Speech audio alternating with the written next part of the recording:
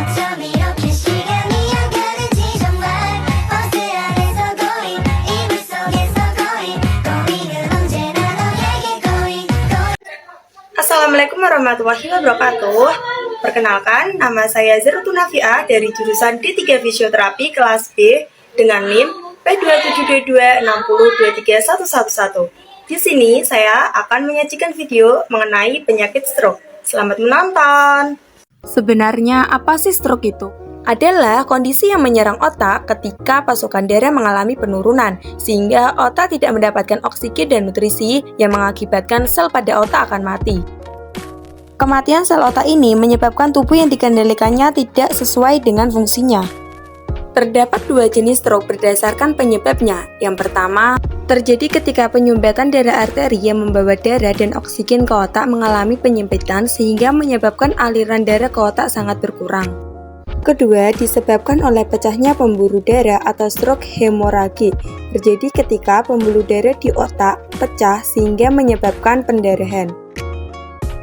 Untuk gejala penyakit stroke diantaranya sebagai berikut. Gejala yang pertama yaitu salah satu sisi wajah akan terlihat lebih turun dan mengidap, tidak mampu tersenyum karena mulut atau mata tampak terkulai. Gejala yang kedua yaitu pengidap tidak mampu mengangkat salah satu lengan karena terasa lemas atau mati rasa. Tidak hanya lengan, tungkai yang berada pada sisi yang sama dengan lengan juga mengalami kelemahan. Ciri gejala stroke yang ketiga yaitu ucapan menjadi tidak jelas, kacau, atau bahkan tidak mampu berbicara sama sekali meski pengidap terlihat sadar.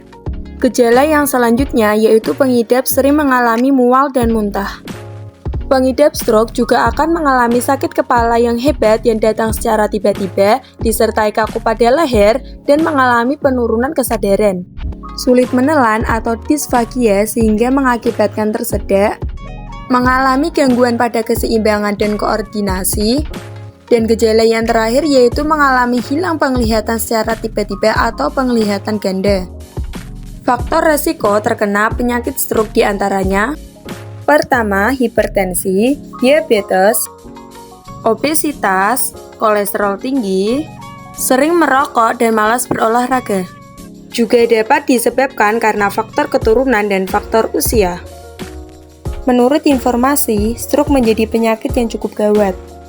Penyakit stroke ini menjadi penyebab kematian tertinggi kedua di dunia pada tahun 2015 dan menjadi penyebab kematian tertinggi di Indonesia pada tahun 2014. Meskipun penyakit stroke sangat berbahaya, tapi jangan takut karena penyakit stroke dapat dicegah. Pencegahannya dapat dilakukan dengan melakukan beberapa kegiatan berikut ini.